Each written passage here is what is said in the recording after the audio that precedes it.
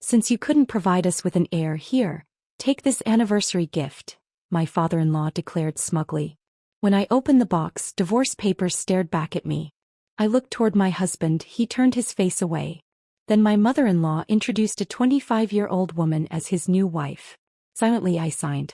Then my best friend slid an envelope from her purse. The color drained from my father-in-law's face as he read it. "We have such a wonderful surprise for you, Catherine," Sharon announced as dessert was being served at our anniversary dinner. The timing felt deliberate, calculated to catch me off guard when I was relaxed and surrounded by people I trusted. Mason pushed back his chair and stood, commanding attention from every guest at the elegantly set table. The crystal and china I had so carefully arranged suddenly felt like props in a play I had not auditioned for. But let me step back and explain how I arrived at this moment, sitting in that dining room surrounded by family and friends, completely unaware that my world was about to shatter.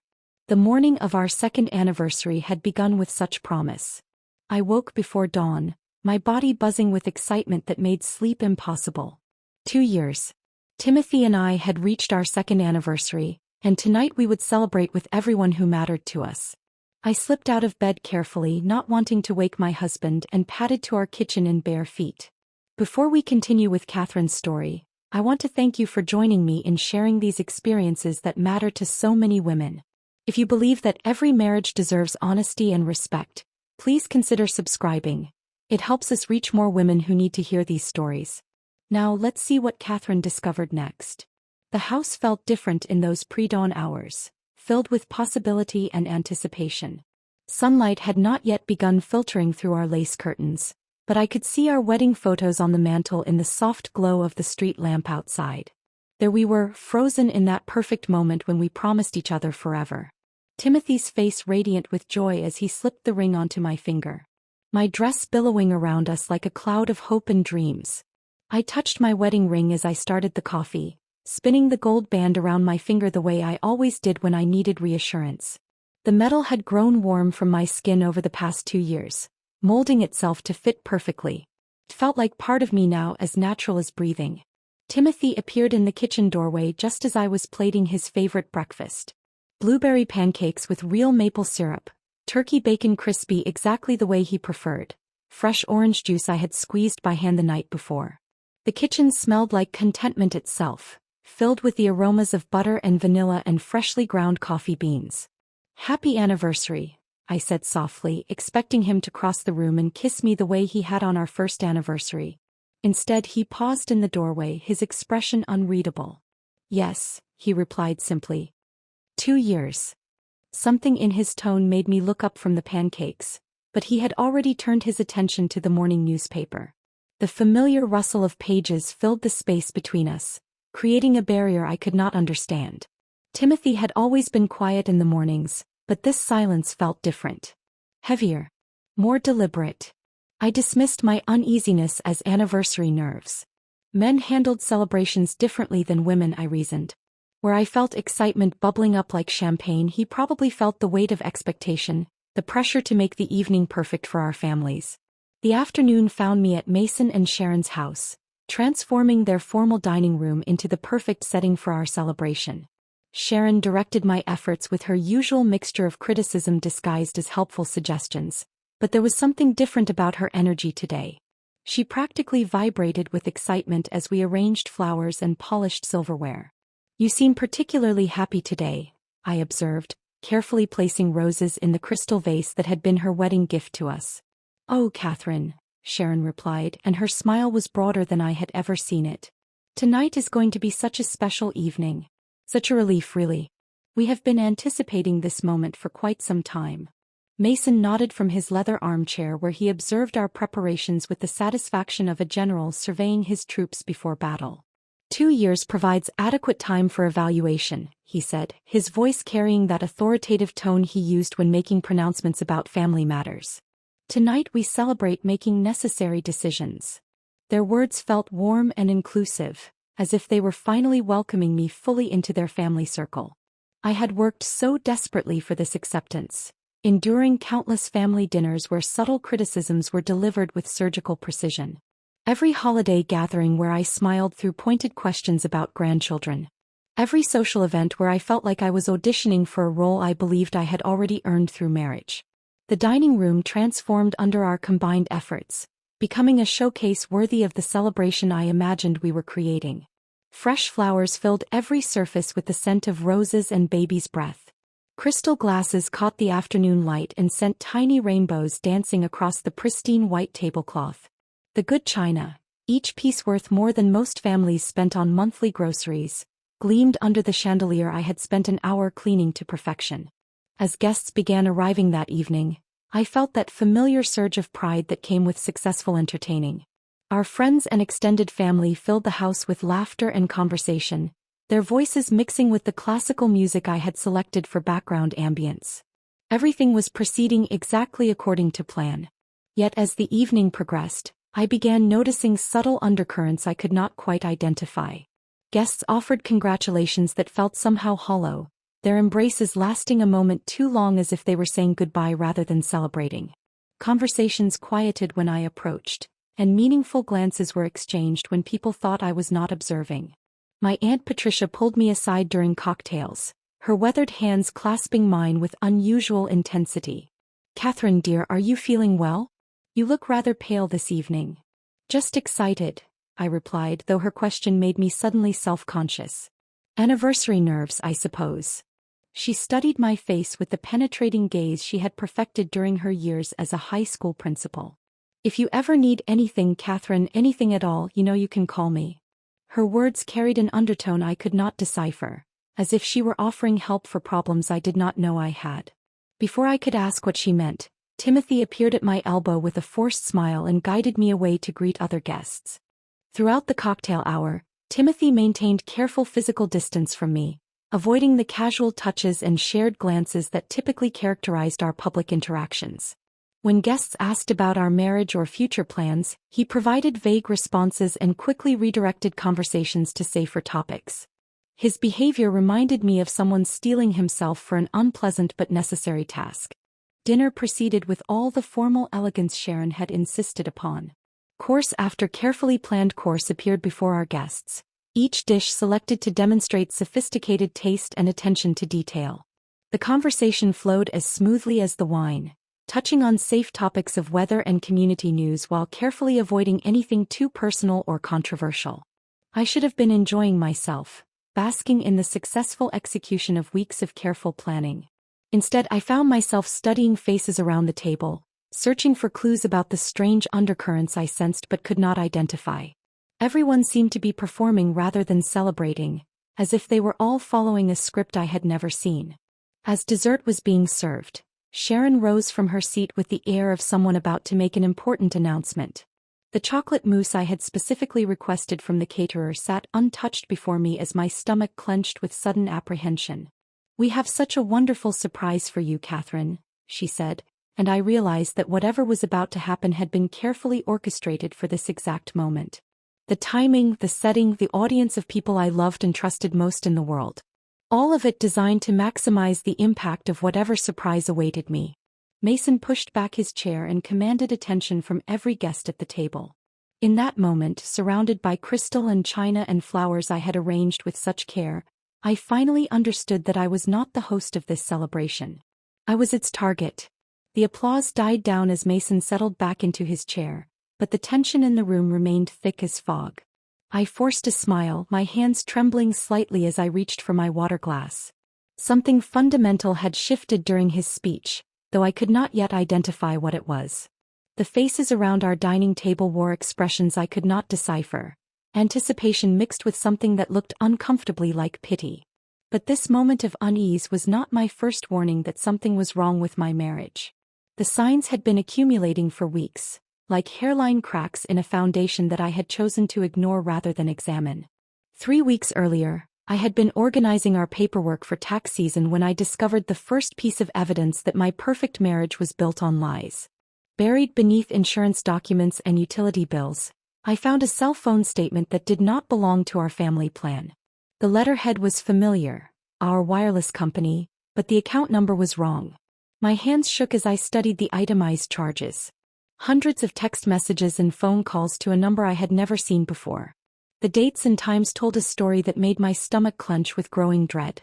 Late-night conversations when Timothy claimed to be sleeping beside me. Afternoon calls during work hours when he supposedly could not be reached. Weekend texts exchanged while he sat in our living room, claiming to be checking work emails. The frequency had increased dramatically over the past 3 months. What began as occasional contact had evolved into daily communication, sometimes lasting for hours. Someone in my husband's life had become important enough to warrant this level of attention, this level of secrecy. When Timothy came home that evening, I was waiting in our kitchen with the phone bill spread across the counter like evidence in a criminal trial. "Can you explain this to me?" I asked, my voice steadier than I felt. Timothy's face went through a series of rapid transformations. Confusion, recognition, guilt, and finally defensive anger. "You went through my personal papers?" "They were mixed in with our joint tax documents," I replied. "I was not snooping. I was organizing." "That is work-related," he said, but his voice lacked conviction. "My boss requires a separate line for certain projects. Confidentiality issues." "Your boss requires you to text at midnight?" Timothy's jaw tightened. "You're being paranoid, Catherine. This kind of suspicious behavior is exactly why our marriage has problems." The accusation hit me like a physical blow. Our marriage had problems? This was news to me, though apparently it was not news to him. "What problems?" "Timothy, I do not understand what is happening here. Everything has to be about you, does not it?" His voice rose with a frustration that seemed to have been building for months. "You question everything I do, everywhere I go, everyone I talk to. It is suffocating." He grabbed his keys from the counter and headed for the door. "I need air. I need space. I need to not be interrogated in my own home." The front door slammed with finality, leaving me alone with the phone bill and the crushing realization that my husband was keeping secrets that required professional-level deception to maintain. 2 days later, the grocery store encounter added another piece to the puzzle I was beginning to recognize. I was selecting vegetables for dinner when I noticed a young woman staring at me with uncomfortable intensity. She was beautiful in that effortless way that made me immediately self-conscious about my own appearance. My hair that never quite held its style, my clothes that suddenly felt frumpy and outdated. "You must be Catherine," she said, approaching with obvious nervousness. "I am sorry, do we know each other?" "I am Judith," she replied, her hands trembling slightly as she introduced herself. "I work with Timothy. He mentions you sometimes." Timothy rarely discussed his colleagues with me, and he certainly had never mentioned anyone named Judith. Her nervousness seemed disproportionate to a casual grocery store encounter. She kept glancing around as if she expected someone to catch us talking. "He told me about your anniversary party," Judith continued. "It sounds like it will be lovely." This struck me as particularly odd. Timothy had been reluctant to discuss our celebration, claiming he preferred private moments to public displays. Why would he share details with a coworker he had never mentioned? "How thoughtful of him to talk about our marriage at work," I said carefully, studying her face for clues about what she was not telling me. Judith's smile faltered. "Oh, he does not really discuss your marriage. He talks about other things. Personal things." She paused, seeming to realize she had revealed too much. "I should go. It was nice meeting you, Catherine." She hurried toward the exit with obvious urgency, leaving me standing in the produce section with questions multiplying in my mind like cancer cells. Personal things. What personal things would Timothy share with a beautiful young coworker that he could not discuss with his wife? The weekly dinner at Mason and Sharon's house the following Sunday provided another layer of understanding about the precarious position I occupied in this family. What had once felt like mild criticism now revealed itself as systematic evaluation, a performance review that I was apparently failing. "Margaret's daughter just had the most beautiful baby," Sharon announced as we sat down to her perfectly prepared roast. "Such a blessing for their family. Grandchildren bring such joy." She glanced meaningfully at my flat stomach, and I felt the familiar flush of shame that accompanied these conversations.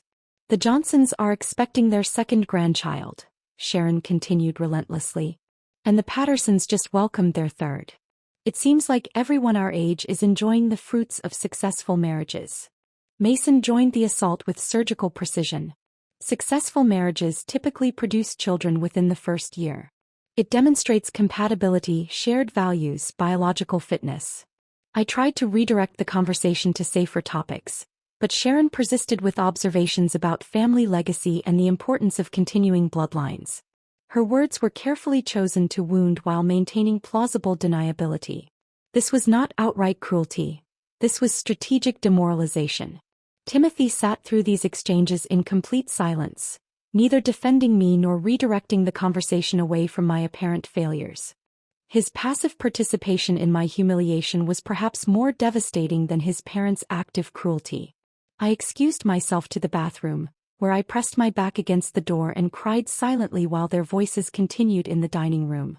Through the thin walls, I could hear them discussing my inadequacies as if I were a faulty appliance they were considering replacing. 2 years should have been adequate time, Mason was saying. Perhaps the problem is more fundamental than we initially believed, Sharon replied. Timothy's voice was too quiet to distinguish words, but his tone suggested agreement rather than protest. When I returned to the table, the conversation had moved to safer topics, but the damage was done. I understood now that my position in this family was conditional, probationary, subject to performance metrics I was apparently failing to meet. The phone call from my mother came that Thursday evening while I stirred soup that would go uneaten because Timothy was working late again. Her voice carried the worry that only mothers can perfectly calibrate to pierce through their children's defenses. "Catherine, honey, you sounded so tired during our last conversation. Are you sleeping enough? Eating properly?" "I'm fine, Mom. Just busy with anniversary planning. Timothy missed Easter dinner with us. And Christmas felt strained. Is everything all right between you two?" The question hung in the air like smoke, impossible to ignore but dangerous to acknowledge. How could I explain that my husband was becoming a stranger, that his family treated me like a disappointing employee, that I was discovering evidence of deceptions I could not yet fully understand? "We are fine," I lied. "Just the normal adjustments of married life." "Catherine." My mother's voice carried the authority of someone who had raised 3 children and survived 35 years of marriage. "You know you can tell me anything. If you need help, if you need to come home for a while, if you need anything at all." The offer of refuge was both comforting and terrifying. It meant she saw what I was trying so hard to hide, that my perfect marriage was crumbling and I was too proud or too frightened to ask for help. "I will visit soon," I promised, knowing I was avoiding her perceptive questions about the state of my relationship. "I love you, sweetheart. Remember that you deserve to be happy." After she hung up, I stood in my empty kitchen holding the phone and wondering when happiness had become something I had to remember I deserved rather than something I naturally expected. Now, sitting at this anniversary dinner with Mason preparing to make his announcement, I realized that all those warning signs had been leading to this moment. The mysterious phone calls, the beautiful coworker, the family's growing impatience, my mother's worried questions. All of it had been building toward whatever surprise awaited me in this perfectly appointed dining room. The dessert sat untouched before me as Mason cleared his throat with theatrical authority. Mason cleared his throat with the authority of someone accustomed to commanding attention. But before he could begin his announcement, my mind drifted to the medical appointment that had taken place just 48 hours earlier. The memory felt both distant and immediate, like looking at photographs of someone else's life while simultaneously living every moment with painful clarity. Erica had insisted on driving me to Dr. Patterson's office, her enthusiasm about finally getting definitive answers both comforting and overwhelming. The fertility clinic occupied the 3rd floor of a gleaming medical building, its sterile corridors lined with motivational posters featuring smiling mothers and chubby babies. The irony was not lost on me. Surrounded by images of successful pregnancies while I sat there documenting 2 years of failure. "Just think," Erica had whispered as we waited in the reception area. "By Thursday we might have the answer you have been hoping for." The forms felt like confessions written in medical terminology. How many months had I been trying to conceive? 24. Had I experienced any pregnancies, successful or otherwise? No. Was I currently experiencing marital stress that might impact conception? I had stared at that question for a full minute before checking the box marked, "Sometimes." Dr. Patterson was a kind woman in her 50s who had delivered half the babies in our town. Her examination room was painted in soothing pastels, but nothing could soften the clinical reality of what we were investigating. My body's apparent refusal to cooperate with the most basic expectation of marriage. "Tell me about your stress levels," Dr. Patterson had said during the examination, her tone gentle but probing. Normal, I suppose. The usual pressures of married life. Are you happy in your marriage, Catherine? The question had hung in the air between us like an accusation.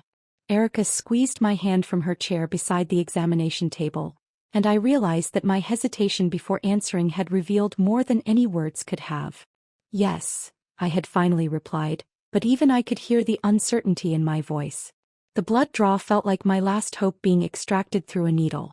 Each vial represented another chance for my body to redeem itself, to prove that I was worthy of the name I carried, worthy of the family I had married into. Erica held my other hand during the procedure, her fingers warm and steady while mine trembled with nervous energy.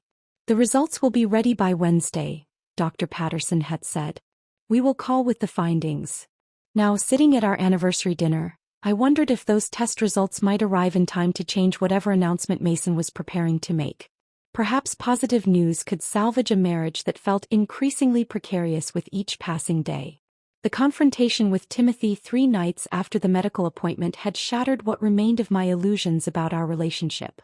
I had approached him in our bedroom as he prepared for sleep, armed with brochures about fertility treatments and a desperate hope that medical intervention might bridge the growing chasm between us. Timothy, I have been thinking about what Dr. Patterson said. There are options we have not explored yet. Treatments that might help us conceive. His response was immediate and devastating in its coldness. Maybe we are not meant to have children together, Catherine. Maybe this is our bodies telling us something we should listen to. The words struck me like physical blows. What are you saying? I am saying that perhaps this marriage was a mistake from the beginning. Perhaps we have been trying to force something that was never meant to work. I stared at this stranger who wore my husband's face but spoke with the voice of someone who had already departed from our relationship emotionally. Is there someone else, Timothy? His silence stretched between us like a guilty verdict. When he finally spoke, his voice was flat and final. I think I should sleep in the guest room tonight. We both need space to think about what we really want. That night marked the beginning of a new phase in our marriage. One where we lived as strangers sharing a house, maintaining appearances while privately acknowledging that something fundamental had broken beyond repair.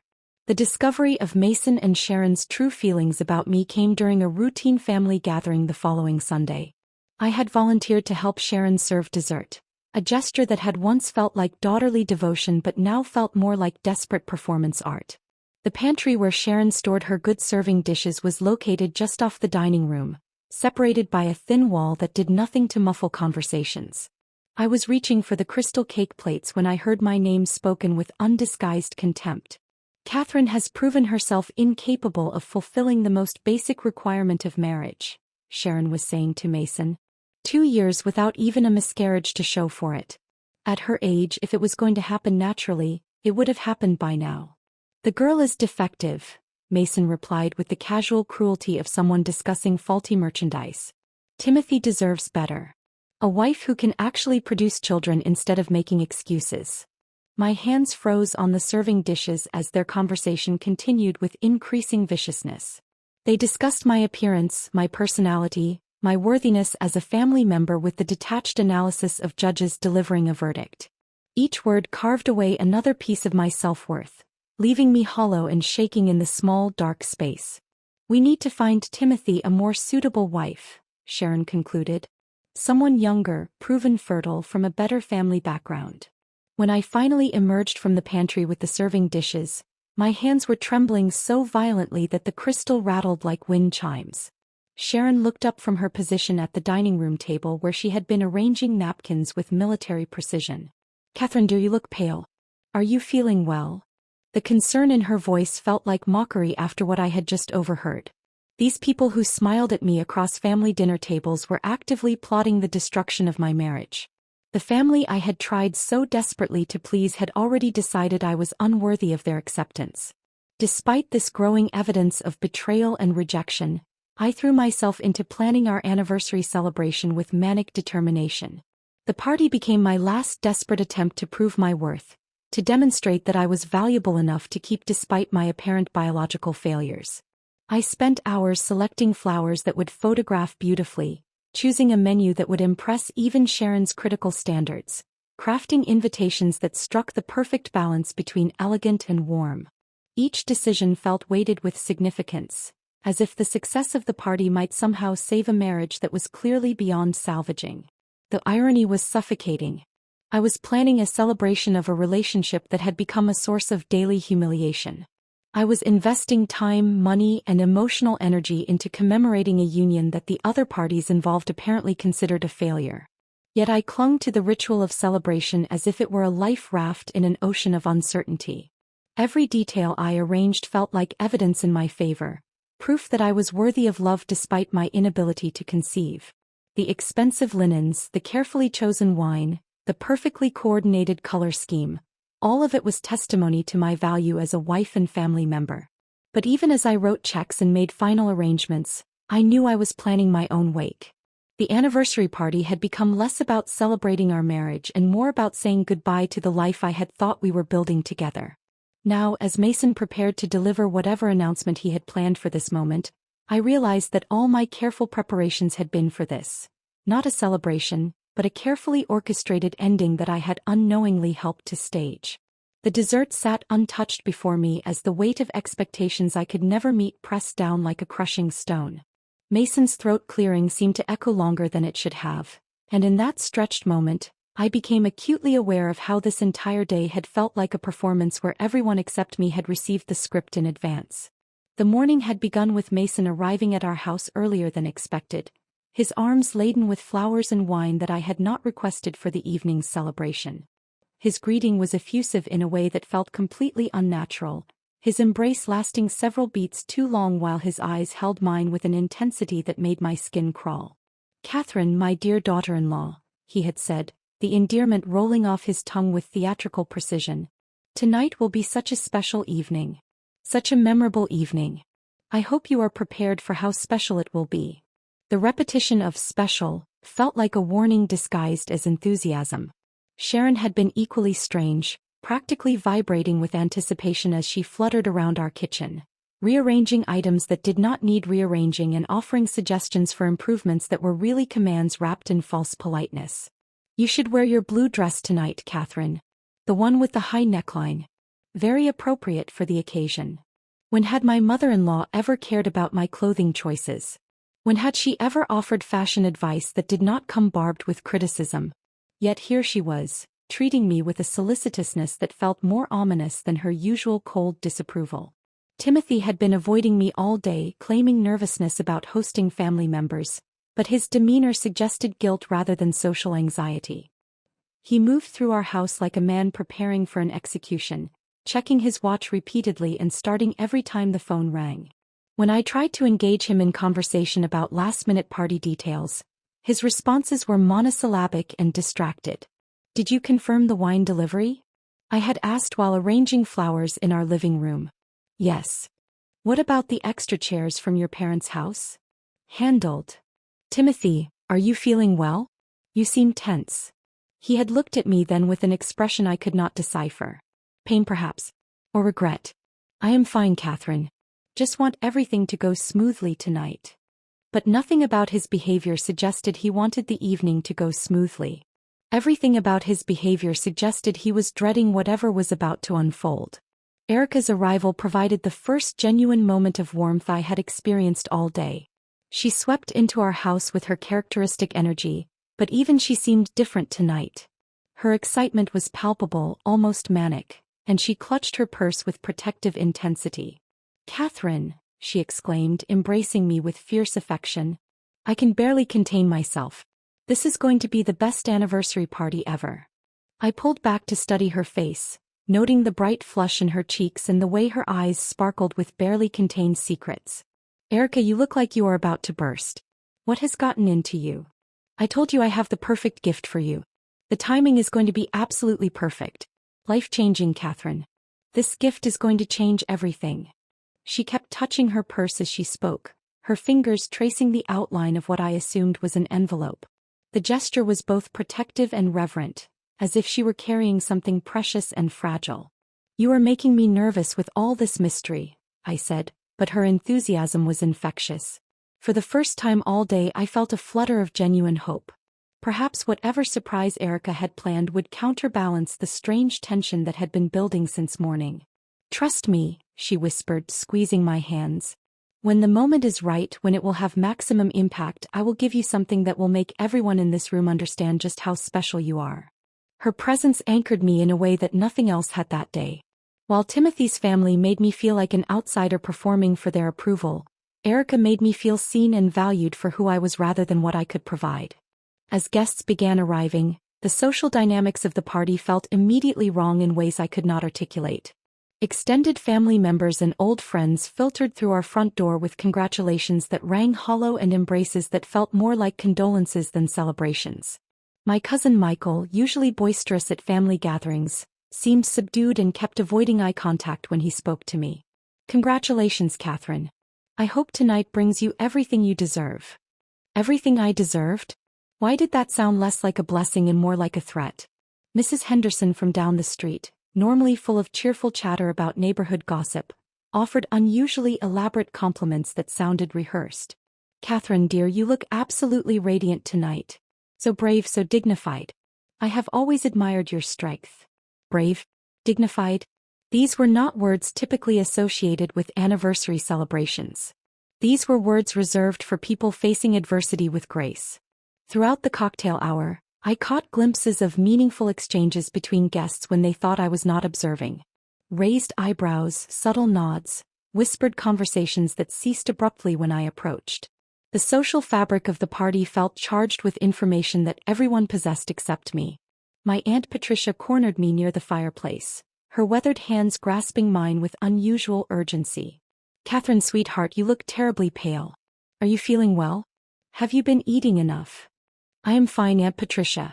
Just excited about the celebration." She studied my face with the penetrating gaze she had perfected during decades of teaching high school students. "If you ever need anything, Catherine, anything at all, you have my number. Promise me you will call if you need help." Help with what? Why did everyone seem to believe I would need assistance with something? What crisis were they all anticipating that I remained oblivious to? Timothy's behavior throughout the evening confirmed my growing suspicion that he was preparing for something that required significant psychological fortification.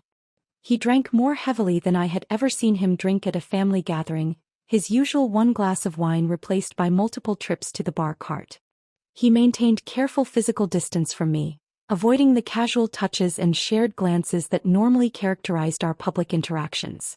When guests asked about our marriage or future plans, his responses were vague and quickly redirected to safer topics like work or sports. I watched him check his watch obsessively, as if he were waiting for a specific moment to arrive. His conversations with his father always ended abruptly when I approached, their whispered exchanges carrying an urgency that made my stomach clench with apprehension.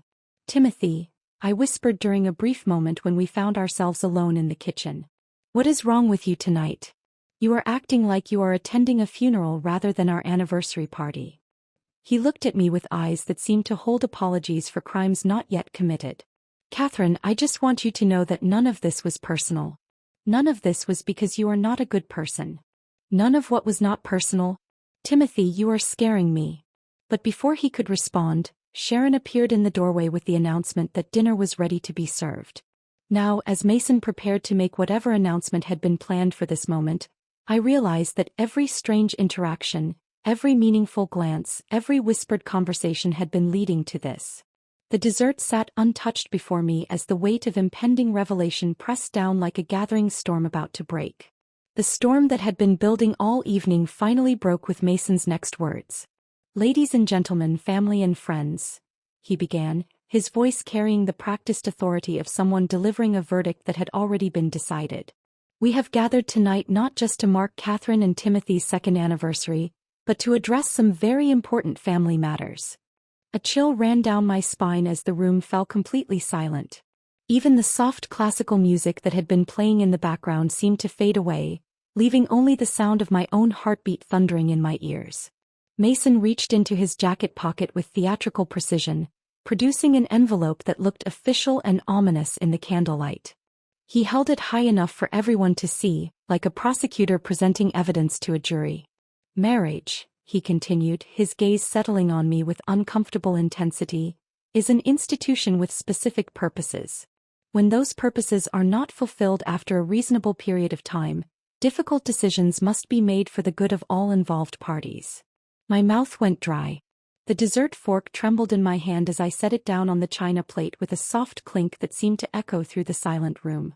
"Catherine, my dear," Mason said, and his endearment felt like a blade wrapped in silk, "you have been part of our family for exactly 2 years. That represents adequate time to evaluate the success of this union and make necessary adjustments for the future."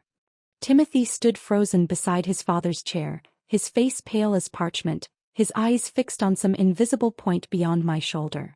He looked like a man standing before a firing squad, except he was not the one about to be executed. "Since you could not provide us with an heir," Mason continued, his voice growing stronger with each word, "here, take this anniversary gift." The envelope materialized before me, held steady by Mason's confident hand. Around the table, I could hear sharp intakes of breath from some guests, while others leaned forward with the morbid fascination of spectators at a public execution. My hands shook as I accepted the envelope. The paper felt expensive, substantial, weighted with importance that I was only beginning to understand. The return address was embossed with the logo of a law firm I did not recognize. "Open it, Catherine," Sharon urged from across the table, her voice bright with barely contained excitement. "We are all so eager to see your reaction." The envelope seemed to grow heavier in my trembling hands. Part of me wanted to set it down unopened, to preserve for just a few more moments the illusion that my life was not about to change irrevocably. But 45 pairs of eyes were watching me, waiting for my response to whatever lay inside. I tore open the seal with fingers that felt disconnected from my body. The legal documents inside were crisp and formal, their official letterhead making everything feel suddenly, terrifyingly real. "Petition for dissolution of marriage," I read aloud, my voice barely above a whisper. The formal legal language could not disguise the brutal reality of what I was holding. Timothy had met with attorneys. He had filed paperwork. He had planned my abandonment with the same methodical precision that other couples used to plan vacations. The room began to spin as I processed the terminology that reduced our marriage to a contractual arrangement being terminated due to irreconcilable differences stemming from the respondent's failure to conceive children within a reasonable time frame. "Timothy." I looked up at my husband, desperate for some sign that this was an elaborate cruel joke, that he would step forward and explain that this was all a misunderstanding. Instead, he remained frozen beside his father, his silence speaking louder than any confession could have.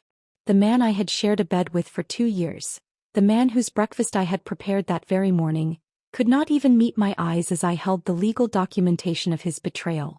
"There is more, Catherine," Sharon announced with the enthusiasm of someone unveiling the second act of an entertaining performance.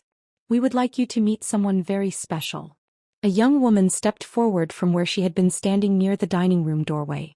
I recognized her immediately, Judith from the grocery store, the nervous coworker who had known about our anniversary party. But tonight she was not nervous. Tonight she was dressed in a blue silk dress that complemented her complexion perfectly, her hair styled with professional precision.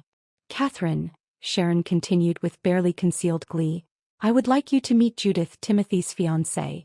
They plan to marry as soon as the divorce is finalized." The words hit me like physical blows. Fiancé. They were already engaged while I was still legally married to him. The betrayal had layers I was only beginning to understand. I looked at Judith more carefully now, noting details that had escaped me during our grocery store encounter.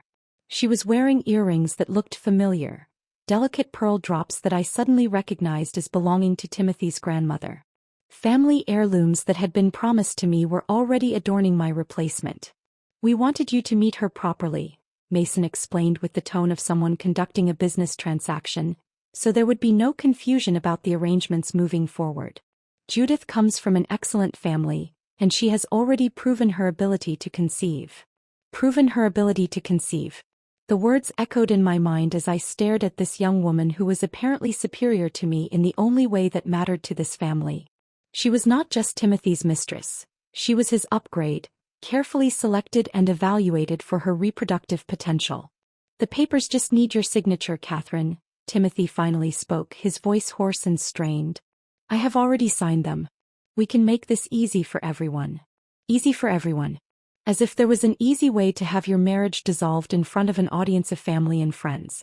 As if there was an easy way to discover that your husband had been planning your replacement while you were arranging flowers for your anniversary celebration.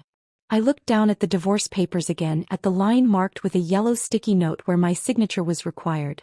The pen that Mason offered me felt impossibly heavy, weighted with the finality of what I was being asked to do. Around the table, guests shifted in their seats with the uncomfortable energy of people witnessing something they knew was wrong but felt powerless to stop. Some avoided eye contact entirely, while others watched with the fascination of spectators at a particularly dramatic theater performance. Catherine, Erica's voice cut through the silence, and I looked up to see my best friend standing near the living room entrance, her face white with shock and fury. Do not sign anything. Not yet. But I was beyond thinking clearly. The humiliation was complete, the betrayal absolute. These people who had pretended to care about me had systematically orchestrated my destruction, and they were doing it in front of everyone I knew. Through tears that made the legal documents blur before my eyes, I signed my name on the designated line. The pen scratched across the paper with finality, each letter of my signature sealing my fate and ending my marriage in the most public, humiliating way possible. The room erupted in relieved cheers and congratulations for Timothy, as if my pain was the price of admission to their celebration. The cheers and congratulations died instantly when Erica stepped forward, her face transformed from shock into something far more dangerous: cold, calculated fury. The earlier excitement I had noticed in her demeanor was still there, but now I understood its true nature. She had not been excited about celebrating my marriage. She had been excited about what she was carrying in that envelope, and witnessing my public humiliation had just given her the perfect moment to deploy it. Since we are exchanging gifts, Erica announced, her voice slicing through the celebration with surgical precision, I have one as well. The room's energy shifted instantly. Guests who had been raising their glasses in toasts to Timothy and Judith now turned toward Erica with expressions ranging from curiosity to concern. Mason, still basking in the afterglow of his successful orchestration of my humiliation, looked annoyed at this unexpected interruption. Erica, dear, Sharon began, her tone carrying the patronizing sweetness she reserved for people she considered beneath her attention, how lovely that you want to participate, but I think we have had enough excitement for one evening. Oh, I disagree completely, Erica replied, her smile sharp as a blade. I think this evening is just getting started. She reached into her purse with deliberate slowness, withdrawing the envelope she had been protecting all night. But instead of handing it to me as I had expected, she walked directly to Mason's end of the table. The symbolism was not lost on anyone in the room. She was challenging the patriarch directly, meeting power with power. This envelope contains information that I believe will interest you greatly, Erica said, holding the document just out of Mason's reach. Information about your daughter-in-law that might have influenced your decision-making tonight. Had you bothered to gather all the facts before proceeding with this performance? Mason's confidence faltered for the first time all evening. Young lady, I do not know what game you think you are playing, but... No game, Erica interrupted, her voice growing stronger with each word. Just truth. Something that seems to be in short supply in this family. She placed the envelope on the table directly in front of Mason, her movements deliberate and controlled. Open it. The room held its collective breath as Mason reached for the envelope with hands that were no longer quite steady. His earlier theatrical confidence was beginning to crack, replaced by the first stirrings of uncertainty. He tore open the seal and withdrew the single sheet of paper inside. I watched his face as he read, witnessing a transformation that was both terrible and satisfying. The color drained from his cheeks as if someone had opened a valve and let all the blood run out of his body. His triumphant smile dissolved like sugar in rain, replaced by an expression of dawning horror. What does it say? Sharon demanded, her voice sharp with anxiety as she watched her husband's face crumble. Mason's hands began to tremble, the paper rustling like autumn leaves in a windstorm. His eyes darted between the medical report and my tear-streaked face, his mind clearly struggling to process the magnitude of what he had just done. It is a pregnancy test, he whispered, the words barely audible above the suddenly oppressive silence in the room. Catherine is pregnant. The silence that followed was deafening. Not the expectant quiet of an audience waiting for the next act, but the hollow silence of a tomb. Guests who had been celebrating moments before now stared in shock and growing horror as the implications of the evening's events began to sink in. Positive, Erica clarified, her voice carrying clearly through the stunned quiet. Confirmed by blood test 48 hours ago. Catherine is carrying your grandchild, Mason. The heir you claimed she could never provide. I found my voice then, drawing strength from somewhere deep inside myself that I had not known existed. Through my tears and heartbreak, I summoned every ounce of dignity I had left and spoke with a clarity that surprised even me. Congratulations, I said, looking directly at Mason with eyes that no longer held submission or the desperate desire for his approval. You just gave away your grandchild. The power shift in the room was immediate and complete. Mason, who had commanded the evening with such authoritative confidence, now looked like a man facing his own execution. The signed divorce papers that had represented his victory moments before now became evidence of his devastating miscalculation. Catherine, he stammered, his voice breaking on my name. Catherine, we did not know. We had no idea. Surely we can. Can what? I asked, my voice growing stronger with each word. Can undo the papers I just signed in front of 45 witnesses? Can pretend this evening never happened? Can take back the humiliation you orchestrated for your own entertainment? Timothy finally found his voice, stepping forward with his hands outstretched in a gesture that was both pleading and pathetic. Catherine, please. We can work this out. The papers do not have to be filed. We can tear them up right now. Work what out, Timothy? I asked, and the irony of the situation was so sharp it was almost funny. Work out our marriage that you have already legally dissolved. Work out your relationship with Judith, who is wearing your grandmother's earrings and planning to move into our house. Judith, who had been standing beside Sharon like a trophy on display, now looked like she wanted to disappear into the wallpaper. The triumph she had worn so confidently moments before had evaporated, replaced by the uncomfortable realization that she had participated in the destruction of a pregnant woman's marriage. This is all a misunderstanding, Sharon interjected, her voice rising with desperate pitch. An unfortunate timing issue. We can make this right. We can. You can what? Erica interrupted, her fury now fully unleashed. You can undo the legal documents. You can erase the public humiliation. You can magically transform this celebration back into what Catherine thought it was. Mason was now openly begging, his earlier arrogance completely evaporated. Catherine, please. You must understand. We thought we were doing what was best for everyone. We thought. You thought wrong, I said simply. You thought you could dispose of me like defective merchandise and replace me with a newer model. You thought you could orchestrate my humiliation for your entertainment. You thought you could destroy my life without consequences. The legal reality of the signed documents was sinking in around the room. Even if I wanted to forgive this betrayal, even if I wanted to attempt reconciliation, the divorce papers created a legal barrier that could not be simply wished away. The wheels of dissolution were already in motion, set in stone by signatures and witnesses. The papers are signed, I continued, my voice steady despite the tears still streaming down my face. The marriage is over. And your grandchild will never know the family that threw him away before he was even born. The celebration that had begun with such cruel joy was now awake, mourning the death of relationships and possibilities that could never be resurrected. The silence that followed my declaration stretched like a taut wire ready to snap. Around the dining room table, 45 faces stared at me with expressions ranging from shock to pity to dawning understanding of what they had just witnessed. But I was done being the object of their scrutiny, done being the victim of their entertainment.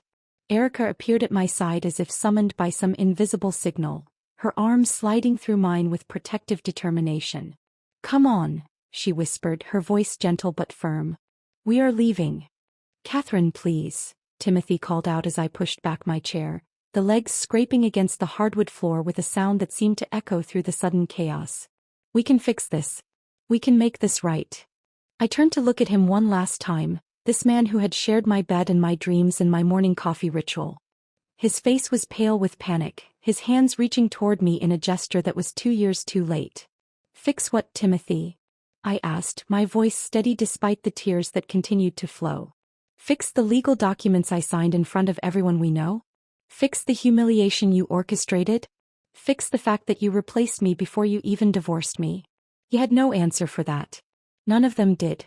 Mason stumbled to his feet, his chair toppling backward in his haste. Catherine, you have to understand. We made a mistake. A terrible mistake. But we can correct this. The papers do not have to be filed. We can tear them up right now. And then what? I asked, my voice growing stronger with each word. Pretend this evening never happened? Pretend you did not just publicly humiliate me for the entertainment of our family and friends? Pretend Judith is not standing there wearing your mother's jewelry and planning to move into my house. Sharon stepped forward, her face flushed with desperation. Catherine, dear, you must be reasonable. Families have misunderstandings. This can all be worked out. Think about the baby. Think about what is best for your child. The audacity of her words stopped me cold. What is best for my child, I repeated slowly, is to never know the family that threw him away before he was even born. With Erica's steadying presence beside me, I walked toward the dining room exit, leaving behind the crystal and china and carefully arranged flowers that had once represented my hopes for acceptance and belonging. My steps were measured and deliberate, each one carrying me further away from the life I had thought I wanted. Catherine. Mason's voice cracked as he called after me. You cannot do this. You cannot take our grandchild away from us. I paused at the threshold, turning back one final time to address the people who had just destroyed my world with such calculated precision. I am not taking your grandchild away from you, I said clearly. You gave him away when you handed me those divorce papers.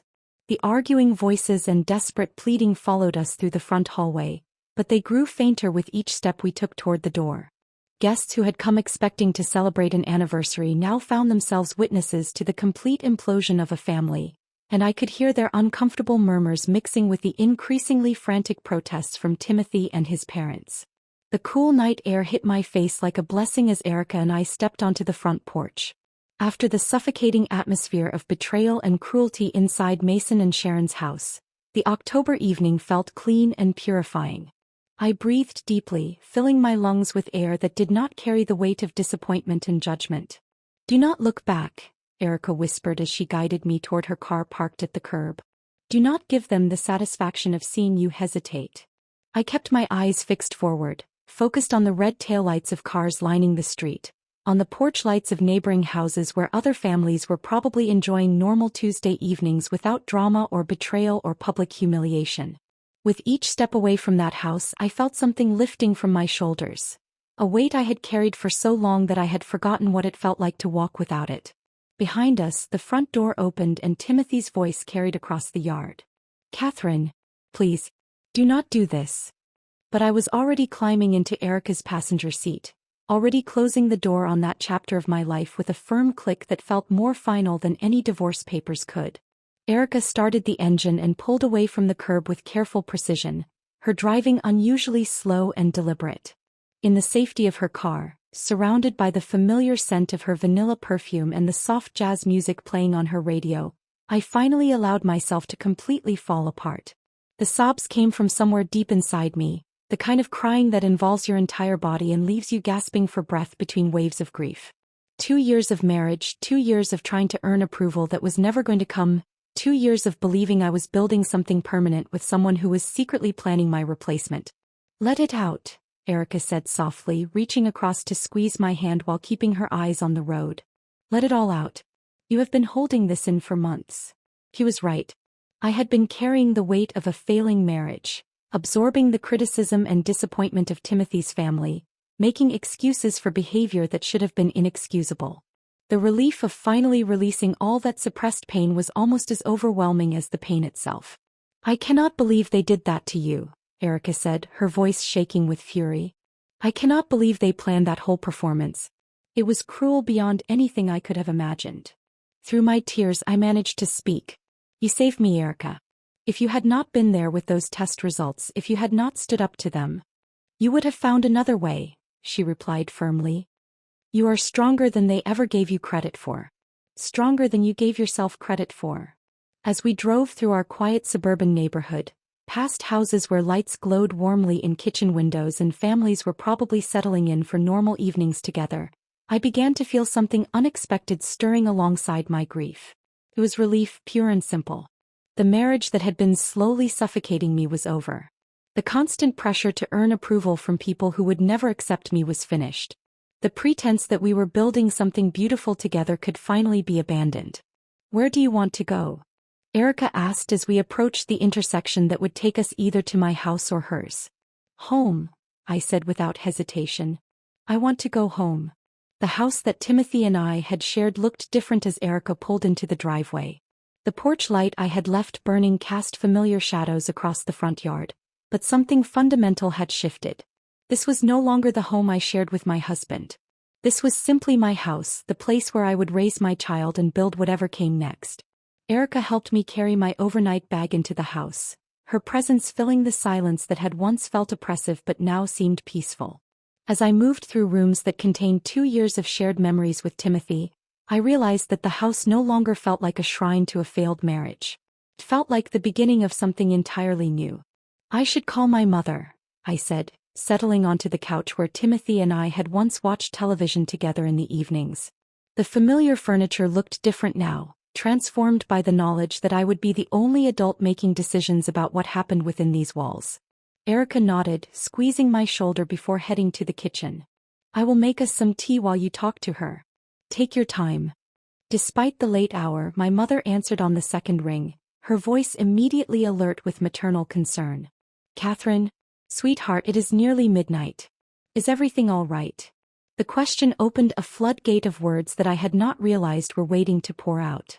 I told her everything. The mysterious phone bills, the grocery store encounter with Judith, the cruel comments at family dinners, and finally the devastating anniversary party that had ended with divorce papers and pregnancy test results creating chaos in equal measure. "Oh, my dear child," my mother whispered when I finished, her voice thick with emotion. "I knew something was wrong. I could hear it in your voice during our last few conversations.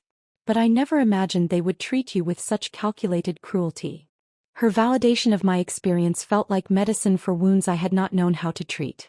"Mom, I am pregnant. The baby they said I could never give them is growing inside me right now."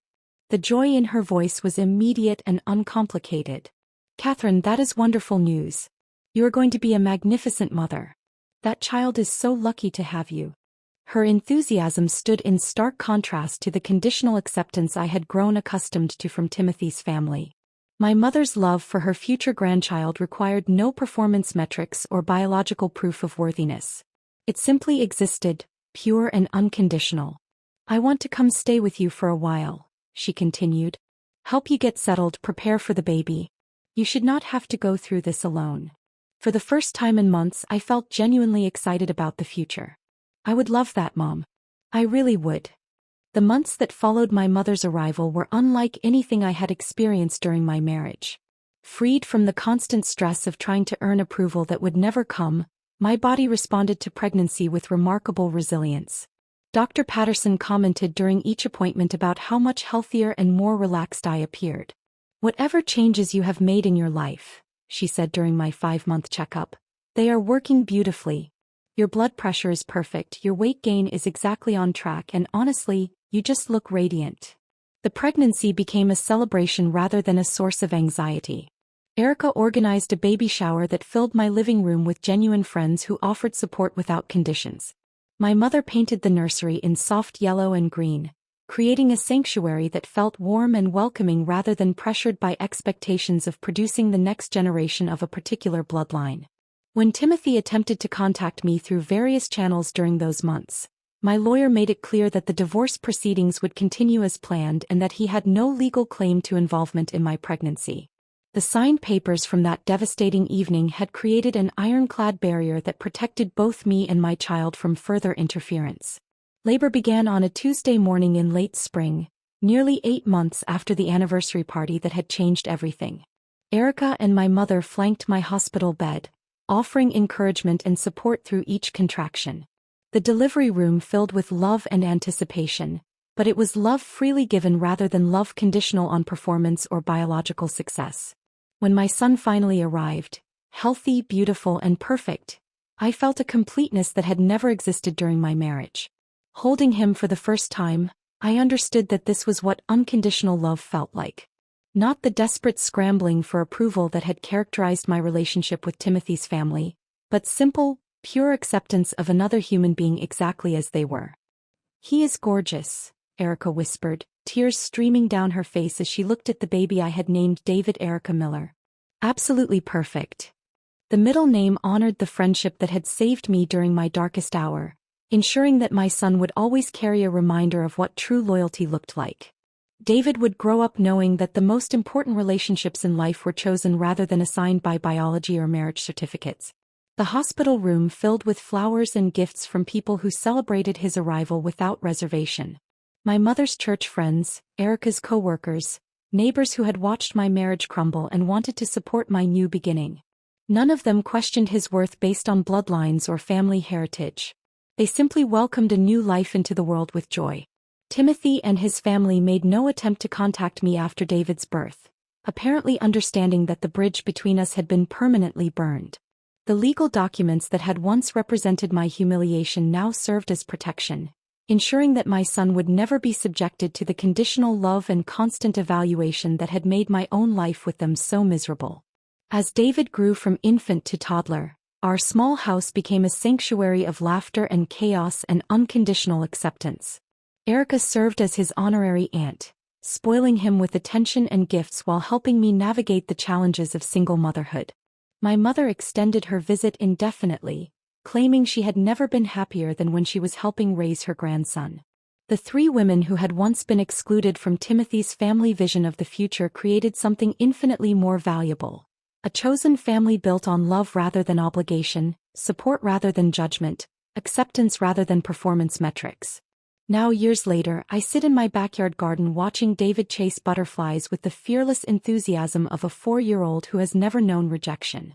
His laughter fills the air as he discovers new flowers and interesting insects, his world expanding with each day in an environment where curiosity is celebrated rather than controlled.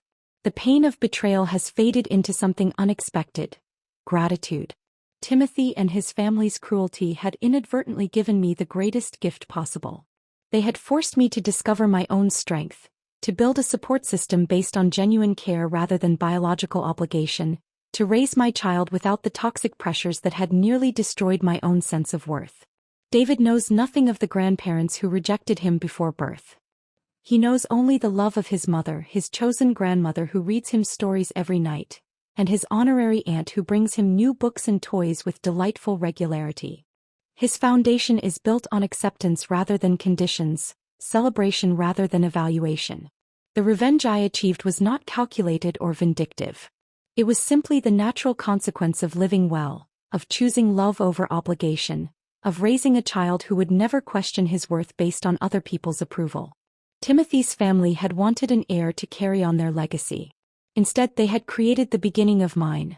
A legacy built on kindness, acceptance, and the radical idea that love should never require additions. Watching David play in our garden, I realized that their cruelty had set me free to become the person I was always meant to be. The best revenge, as it turned out, was simply living well. If this story of ultimate justice had you captivated from start to finish, hit that like button right now. My favorite part was when Erica stepped forward with that pregnancy test, completely turning the tables on Mason and his cruel family. What was your favorite moment from Catherine's journey? Share your thoughts in the comments below. Don't miss more powerful stories of resilience and triumph. Subscribe and hit that notification bell so you never miss an upload.